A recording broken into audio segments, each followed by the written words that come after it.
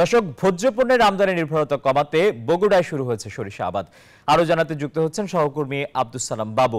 বাবু, এবারে জেলায় কি পরিমাণ সরিষা আবাদ হচ্ছে? প্রতি বছরই বগুড়ায় সরিষা আবাদের জমি বেড়েছে। ভোজ্য তেলের আমদানি নির্ভরতা কমাতে কৃষি বিভাগ চাষিদেরকে প্রণোদনা দেওয়া সহ নানাভাবেই পরামর্শ দিচ্ছে সরিষা আবাদে। গেল কয়েক বছর ধরেই বেড়েছে বগুড়ায় সরিষা আবাদ। এবছর 37,520 হেক্টর জমিতে সরিষা চাষাবাদ হয়েছে, যেখান থেকে উৎপাদন হবে প্রায় 76,000 মেট্রিক টন।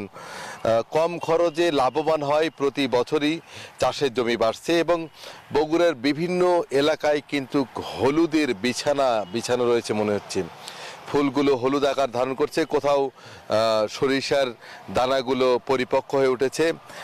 নভেম্বর মাসেই এই হলুদ সরিষার বীজ রোপণ করা হয় এবং জানুয়ারির দিকেই এবং ফেব্রুয়ারির দিকে এই সরিষা কিন্তু উত্তোলন করে চাষিরা।